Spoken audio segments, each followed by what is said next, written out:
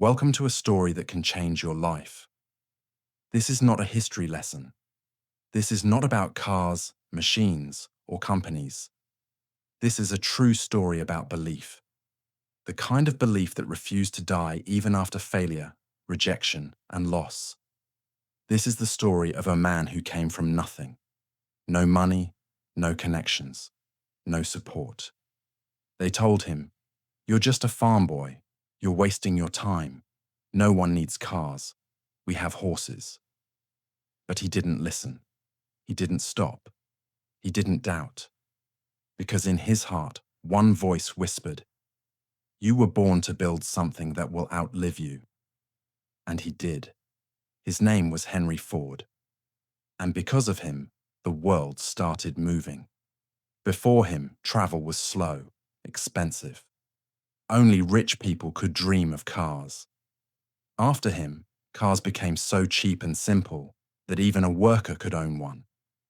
He democratized transportation. He changed the way we work, the way we live, the way we move. But this story is not just about what he built. It's about how he built himself from pain, from loneliness, from total failure. And if you stay with this story till the end, you will not only discover how Henry Ford became one of the most powerful men in history, you will also learn how to rebuild yourself with no excuses. And while you listen, you'll also be learning English, real English, story-based English, emotional English. This is the kind of English that sticks in your heart, not in grammar books. So don't just sit back. Open your mind. Open your heart, because this is not just a story. This is a transformation. Part 1. The Boy Who Loved Machines, 1863 to 1880. Henry Ford was born on July 30th, 1863 in Greenfield Township, Michigan, USA. It was a quiet, simple village. No factories, no electricity, no noise, only farms, fields, and family chores. His father, William Ford, was an Irish farmer. His mother, Mary Ford, was warm, strong, and kind. She held the family together. They had 6 children, and Henry was the first son. Their home was small but strong, built with wood, heated with fire, and surrounded by green. From the outside, Henry seemed like a regular farm boy. He woke up early, fed animals, carried water, collected eggs, cut wood. But deep inside, he felt different. He didn't enjoy feeding chickens. He didn't enjoy plowing the land. Why do we have to do everything by hand? Why is life so slow? There must be a better way. These questions didn't go away. They grew stronger every day. One summer afternoon, when Henry was just 12 years old, he saw something that changed his life forever. A farmer nearby had bought a steam-powered machine. It was called a steam engine. It could do in minutes what a man took hours to do. It moved. It hissed. It roared. Metal parts clicked and danced like magic. Henry was shocked. It was no longer man working for hours. It was machine doing it in seconds.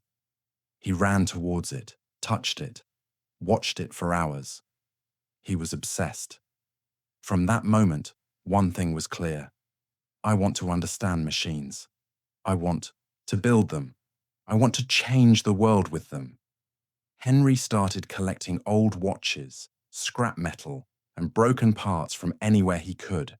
By age 15, he had built his own small steam engine model in a shed beside the house, completely on his own.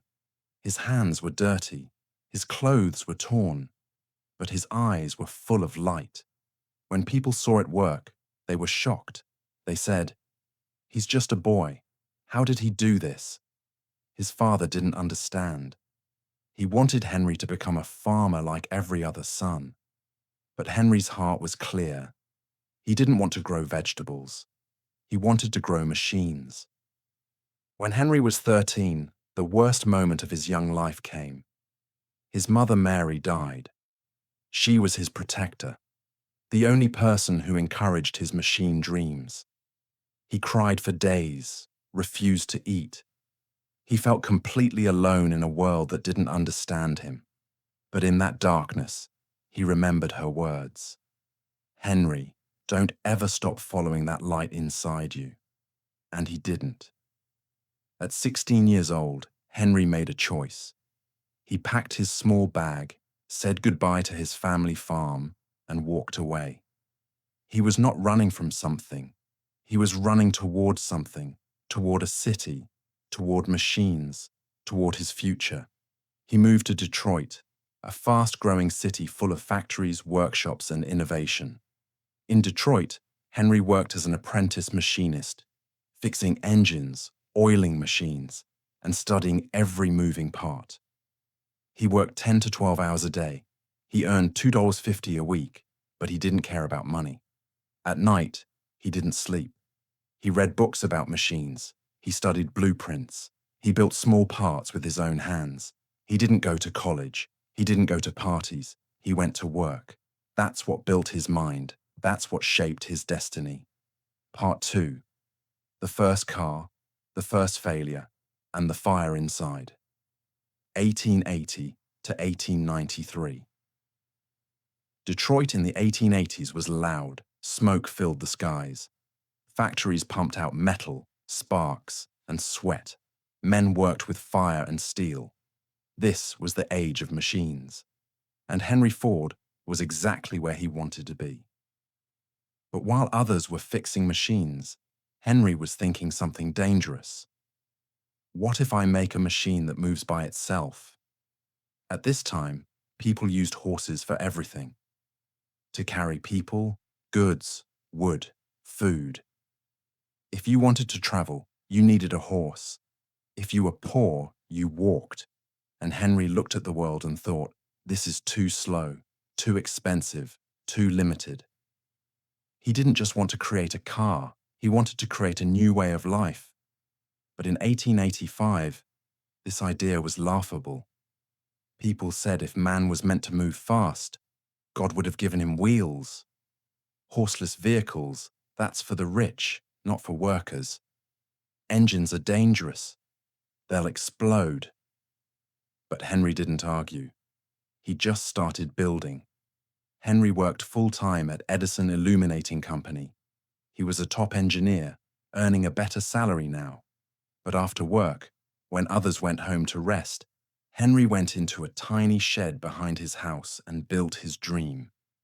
He bought parts with his own money: steel, screws, gears, tires, pipes.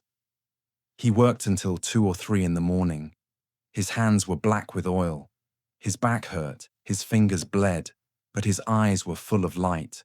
He called it the quadricycle, a 4W-wheeled vehicle powered by a small gasoline engine. This car had 4 bicycle wheels, a small ethanol-powered engine, a steering lever, not a wheel, a simple frame made of metal rods. It could carry 2 people and had no roof, no doors, and no reverse gear. It was not beautiful. It looked more like a motorized baby carriage, but it moved. He tested it in his yard. The engine started. It made noise. It coughed. And then it began to roll forward. Henry's hands shook. His heart beat faster. Tears came to his eyes. "It moves," he whispered. "It actually moves." June 4th, 1896. Henry was 32 years old. He and a friend pushed the quadricycle out of the shed, but it was too wide to pass through the door. So, what did he do? He grabbed an axe and broke the wall of his shed. That's right. He literally destroyed his own garage to make way for his dream. Once the machine was out, he started it and began his first ride on the streets of Detroit. People stared. Some laughed. Others screamed. Dogs barked. Horses panicked. Children ran. But the car kept going. 20 toys and semchi. It was noisy. It was shaky, but it was history. Henry Ford had built and driven one of America's first gasoline-powered vehicles. Later that year, Henry was invited to a private dinner. Among the guests, Thomas Edison, the most famous inventor in the world. Henry explained his idea: a cheap car that anyone could buy, a vehicle for the common man. Edison slammed the table with excitement. He said, "Young man, that's the thing. Keep at it. Electric cars are too heavy. Your gas-powered car is the future. You've got it." That night, Henry didn't sleep. Edison's words were fuel. In 1899, Henry raised money from investors and started his first company, the Detroit Automobile Company. Now he had a factory, employees, machines. It looked like success. But the company was a disaster. Why? The cars were too expensive. They broke easily. Production was slow. Henry kept changing designs to make them better, and the investors got angry. After just 18 months, the company shut down. People said, "We told you he's a dreamer, not a businessman." Henry was humiliated. He had no job, no company, no car. Most people would give up. But Henry Ford was not most people. He didn't quit. He went back to his garage. No investors, no workers, no fancy tools. Just him and the burning desire to try again. He studied what went wrong. He simplified the design. He rebuilt the engine. He imagined a new company, one that would build fast, strong, simple cars, not complicated machines. He started working on a new project, the 9999, a racing car. To get attention, Henry decided to build the fastest car in America. He designed the 9999, a giant red monster with 80 horsepower and no hood, just fire, pipes, and power. In 1901, at a racetrack near Detroit, the 9999 destroyed the competition. It beat every car. It became a legend. Suddenly, newspapers started calling him the Wizard of the car world. Investors came back, support returned, and Henry Ford was ready. This time, he would not fail. He had a new vision, a new company, and a new plan to build the car that would change the world. Henry Ford had failed once, but instead of crying, complaining, or quitting, he rebuilt himself. And now, with the success of his racing car, the 999, investors were begging to work with him again. But Henry had changed. This time he had one clear mission. I will not build cars for the rich. I will build cars for the people. On June 16, 1903, Henry and 11 investors created a new company, Ford Motor Company. The starting money, $28,000 from investors, not from Henry himself. Headquarters, a rented building on Mack Avenue in Detroit. Employees, just a handful of mechanics and dreamers. Henry was the vice president and chief engineer, but even though he didn't have full control yet, he had a plan, a massive plan. He was going to create a car that was simple, cheap, and strong enough to survive America's terrible roads. The first car they made was called the Model A. It was a two-seater. It had a small engine, leather seats, and a price of $850, which was a lot of money back then. It was a success. In the first week, they received over 1,000 orders. But Henry wasn't satisfied. "This is just the beginning," he said. "I will build something better, something the world has never seen." So he kept improving.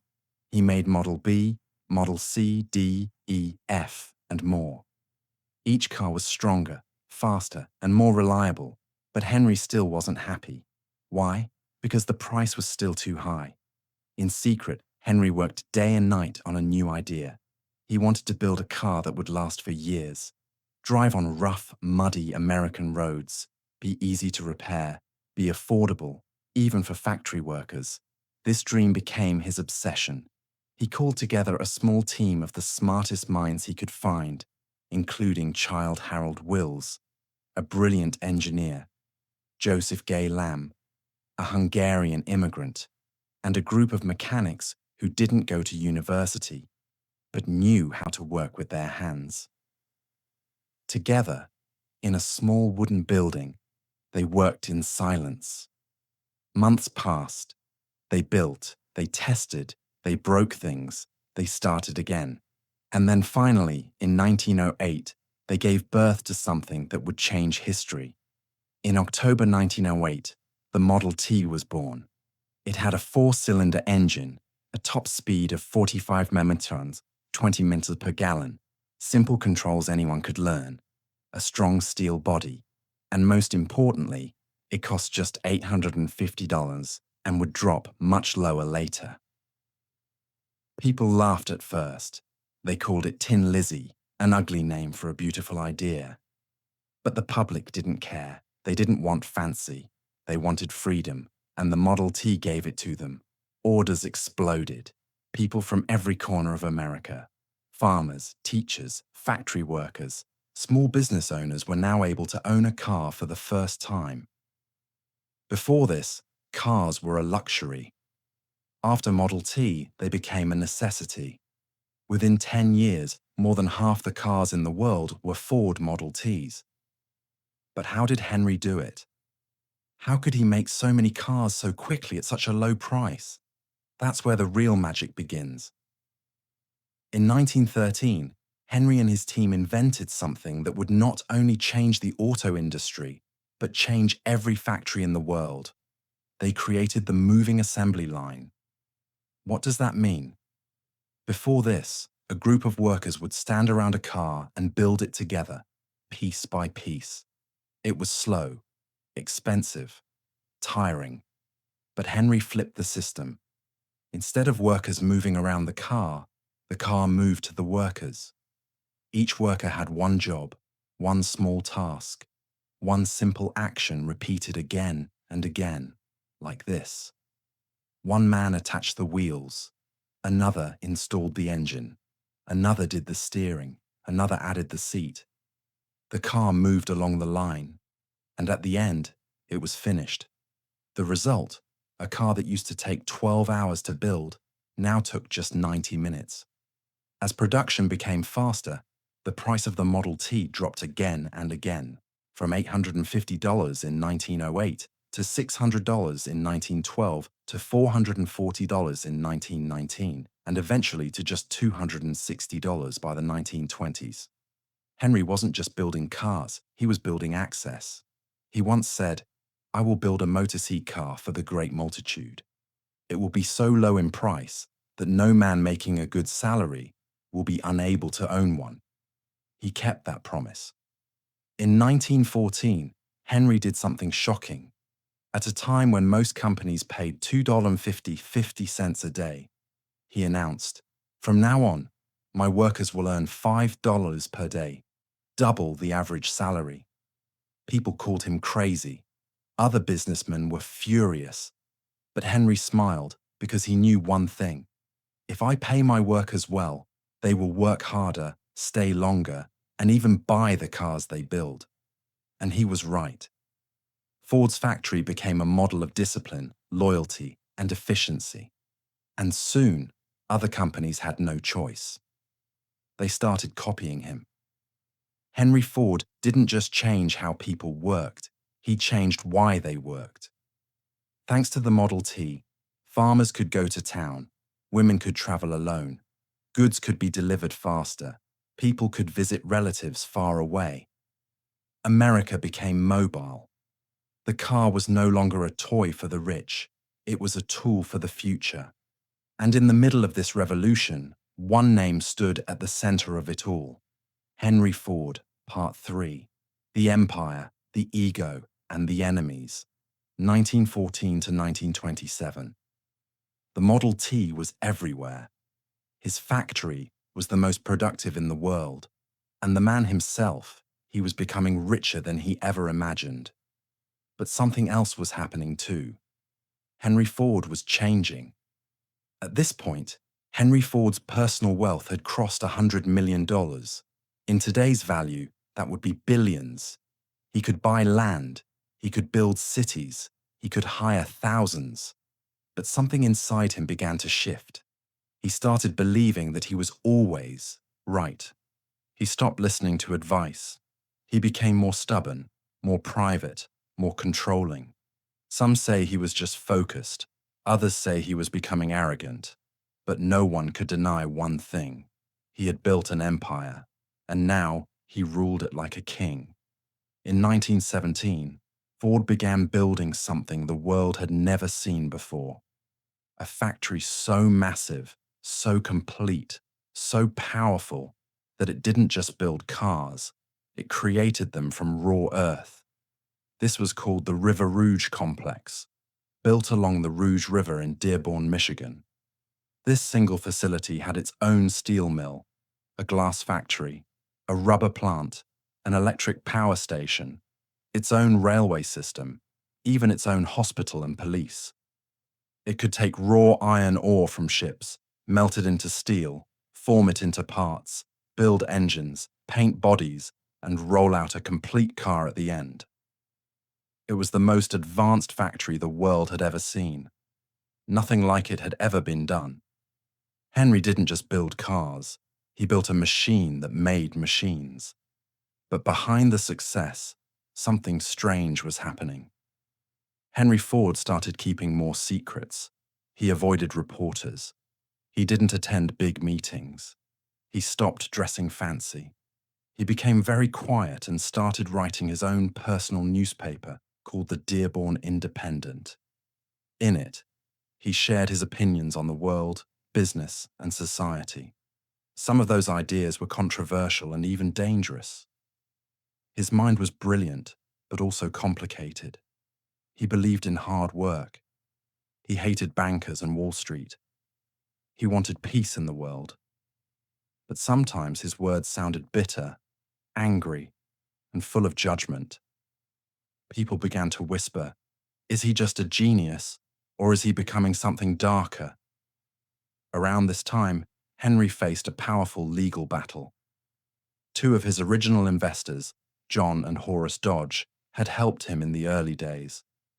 But now they were angry. They believed Ford was keeping too much money for himself. They believed he wasn't respecting their shares in the company. So they took him to court. The case became public. Newspapers loved it. For months, America watched the courtroom drama. Henry Ford, the working man's hero, versus the Dodge brothers, the bold businessmen. Finally, in 1919, the court ruled in favor of the Dodge brothers. Ford had to pay them millions of dollars. But instead of being defeated, Henry did something shocking. He said, "Fine. If the court says I have to treat my investors fairly, then I'll get rid of my investors." Henry and his son, Edel Ford, made a bold plan. They would buy every single share of Ford Motor Company. They would take it completely private. No more stockholders, no more boardrooms, only Henry. In just a few months, they bought out every investor, including the Dodge brothers. The price, over $100 million. But now, the company belonged 100% to the Ford family. Henry was no longer just a car maker. He was now the king of his own kingdom. By now, Henry's only son, Edsel, had grown into a smart, soft-spoken man. He was different from his father, gentle, artistic, and modern. Edsel loved elegant car design. He wanted to build faster, more beautiful cars. He wanted Ford Motor Company to grow globally. Henry, however, didn't agree. He believed in strength, not beauty. He wanted simple cars, not stylish ones. This caused a quiet war between father and son. Henry gave Edsel the title of president, but kept all the control. He allowed Edel to speak, but rarely listened. It was painful. Edel respected his father deeply, but he was also growing frustrated. Some insiders said Edel is the future, but Henry refuses to let go of the past. By the mid-1920s, the world was moving fast. New car companies were rising. Chevrolet, Chrysler, General Motors. They were offering stylish, colorful, advanced vehicles. But Henry refused to change. He still believed the Model T was perfect. He said, "Any customer can have a car painted any colors so long as it is black." Black was the cheapest, dried fastest, and allowed more production. But customers were bored. They wanted choices, color, style, speed. Sales began to slow down. But Henry didn't care. He still pushed the Model T. The same design, the same engine, the same look. He was no longer building for the future. He was stuck in his own past. In 1927, something unbelievable happened. Henry suddenly walked into the River Rouge factory and shut it all down. He ordered workers to stop production of the Model T. He told them to destroy all the old machinery. Why? Because deep inside he knew, the world has changed, and I must change with it. It was the end of an era. More than 15 million Model T cars had been made, more than any car before. But now it was over. The car that had made Henry Ford a legend was gone, and something new was coming. Henry and Edel now worked together on a new project, the Model A. It would be faster, more beautiful, more advanced. But the process wasn't smooth. Henry still argued. He still wanted control. He still doubted modern ideas. But Edsel kept going, and slowly, something began to change. Not just in the factory, but in the relationship between father and son. After ending the Model T, Henry and his son Edel Ford began working on a new car, the Model A. This time, it wasn't built in a small garage. It wasn't tested quietly. This was America's most watched product. Millions were waiting, and they had high expectations. Style, comfort, speed, color options, and more modern technology. But behind the scenes, it was a battle. Henry still wanted simplicity. Edsel wanted elegance. Henry wanted strength. Edsel wanted beauty. They argued over everything, the engine, the design, even the logo. Henry, now in his mid-60s, refused to give up control. He questioned every change. He delayed decisions.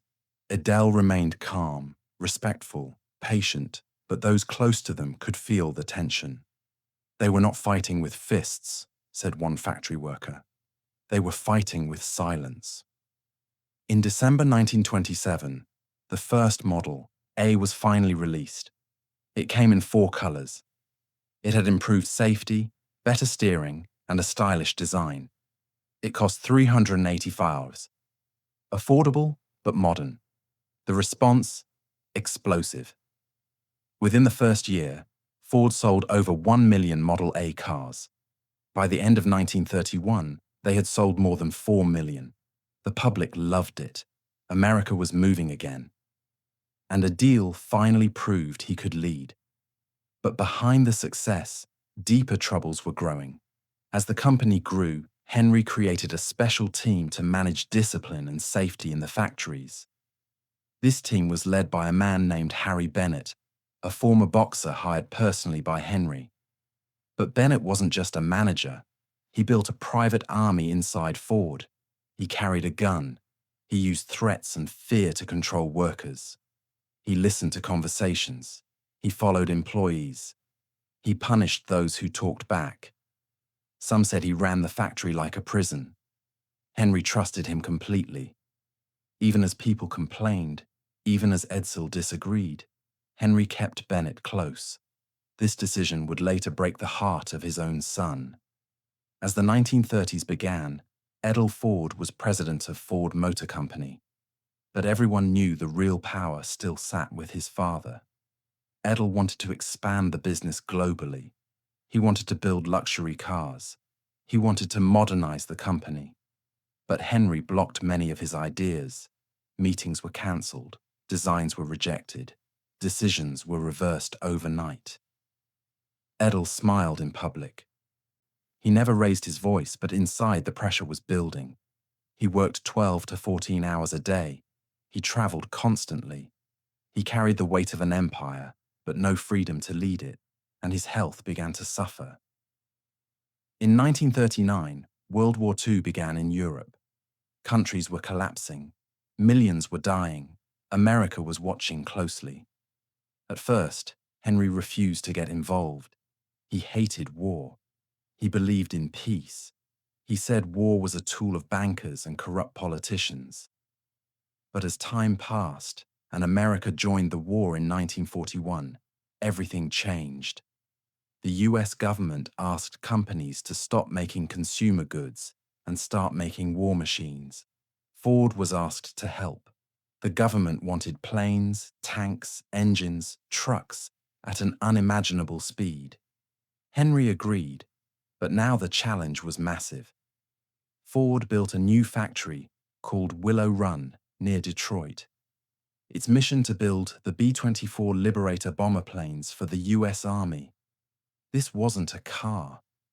This was a flying machine of war made of thousands of parts, operated by dozens of crew members and powered by Heil technology.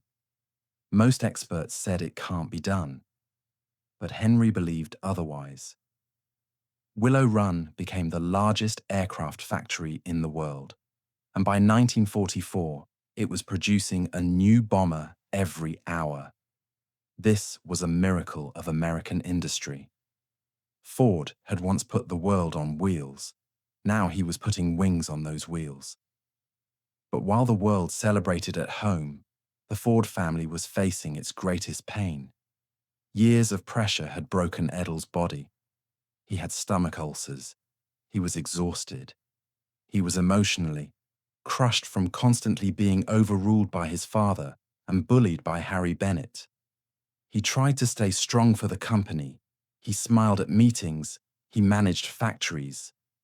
But inside, he was collapsing. In May 1943, at the age of just 49, Edel Ford died of stomach cancer and complications. The news shocked the nation. People wept. Workers stood in silence. Flags flew at half-mast. But no one cried more than Henry Ford, his only son. His blood, his partner, his hope for the future was gone. Henry blamed himself. He stopped speaking for days. He walked alone in his garden. He stopped shaving, stopped eating, stopped showing up at the office. People said, "The old lion has lost his heart." Part 4, the final years, the farewell, and the lessons he left behind. 1943 to 1947. The year was 1943. Henry Ford was 80 years old. His son Edel was gone.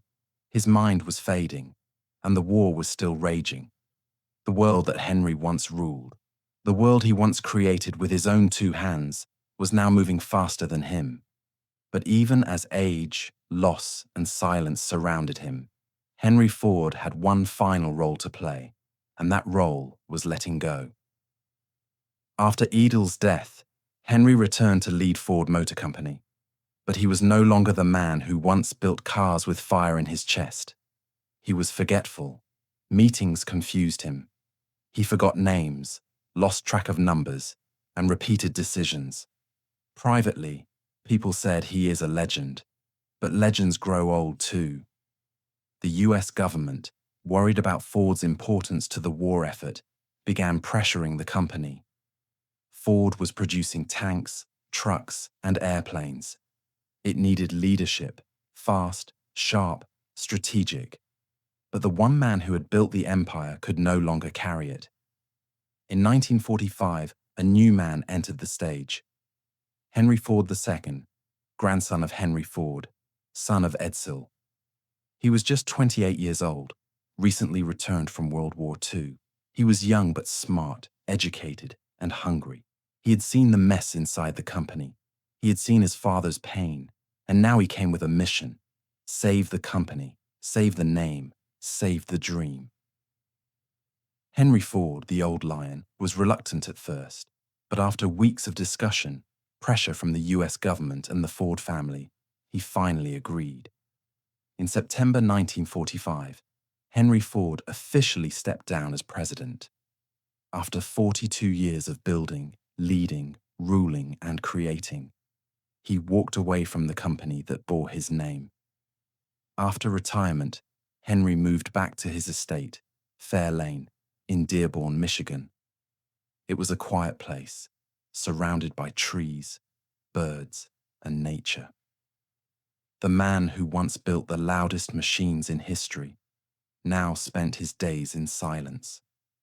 He walked in his garden. He fed the birds. He sat by the window and read letters. Sometimes workers would see him walking through the old Ford factories slowly, carefully, watching the machines he once gave life to. He didn't speak much. He didn't smile much, but he was present in the place where it all began. At Fair Lane, everything reminded him of the past. The small toolbox he once used as a boy. The chair where Edsel sat with him during summer afternoons. The letters from inventors and presidents now kept in drawers. The Model T parked in his garage, untouched, quiet, legendary. But perhaps the loudest silence in the house was the absence of Edsel. Some said Henry never fully forgave himself, that he blamed his pressure, his stubbornness, his pride for pushing a deal too hard. He never said those words. But he didn't have to. The way he walked, the way he looked out the window, the way he held Edel's photo in his study, it all said everything. On the night of April 7th, 1947, a massive storm hit Dearborn. Lightning lit up the sky. Rain poured hard. That night, the power went out across the city. In Fair Lane, Henry Ford sat by a small candle. No electricity, just firelight, the way it was when he was a boy. He sat silently, breathing slowly, his eyes soft. Around 11:40 p.m., Henry Ford passed away in his bed, peacefully, calmly, quietly. He was 83 years old. The man who gave the world motion left the world in stillness. His funeral was held in Detroit. Thousands came, workers, engineers, businessmen, teachers, presidents, farmers, all stood together, not in silence for a car maker, but in honor of a world maker. They didn't just thank him for his inventions, they thanked him for their lives. The father who got to visit his son because of a car. The mother who could work in a city because she could travel. The student who dreamed bigger because he saw what one man could build. After Henry's death, the company continued under his grandson, Henry Ford II. It modernized, grew, faced new challenges, but the spirit of the original Ford never disappeared. Today, Ford Motor Company is one of the most recognized companies on Earth, with factories in dozens of countries, millions of vehicles, and a name that still means power, progress, and passion. But more than cars, more than money, more than buildings, Henry Ford left behind a mindset, a blueprint for belief. Now let's talk about what you can learn from his extraordinary life. Here are 12 powerful lessons that can change your future. 1. Dreams start small, but they don't stay small. He started in a farm shed, but because he believed, the world changed. Never underestimate the power of a small beginning. 2. If you can't find a path, build one. There were no car companies, no mentors, so he became his own guide. If the world doesn't give you a way, make one. 3. Work in silence. Let results make the noise. Henry built alone, failed alone. But when his engine moved, the world listened. 4. Failure is the cost of building something great. His first company failed. His ideas were rejected. But every failure was a step. 5. Build for the people, not for the praise. He didn't make cars for kings. He made them for common people. And that's why they made him unforgettable. 6. Stubbornness can build or destroy. It made him great, but it also cost him his son. Know when to hold on and when to let go. 7. Systems create freedom. His biggest invention wasn't the car, it was the assembly line, a system that made mass progress possible. 8. Pay people well. They will build your dreams. The $5 workday wasn't generosity, it was strategy. When people are respected, they give their best. 9. A strong legacy needs a strong successor. He built an empire but didn't let Edel lead freely. A lesson for every builder. Train and trust the next generation. 10. Silence isn't always peace. In his final years, he had power but no joy. Don't sacrifice relationships to win the world. 11th. Time will forget most, but not those who build.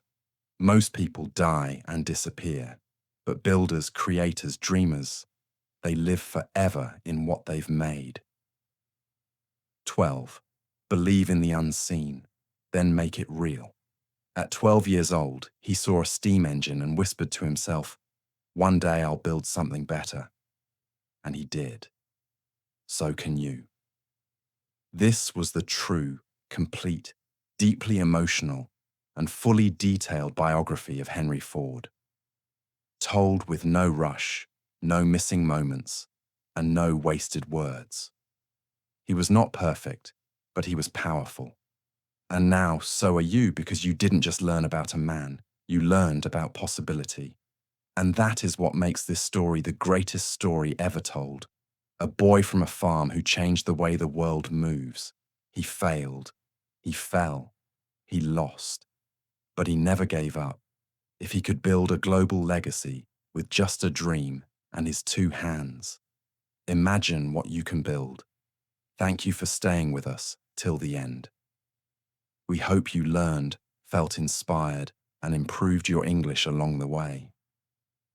If this story touched your heart, please subscribe to our channel for more real, emotional, and powerful stories like this. Until next time, keep dreaming, keep building, and never stop believing. Warm wishes to you and your journey ahead.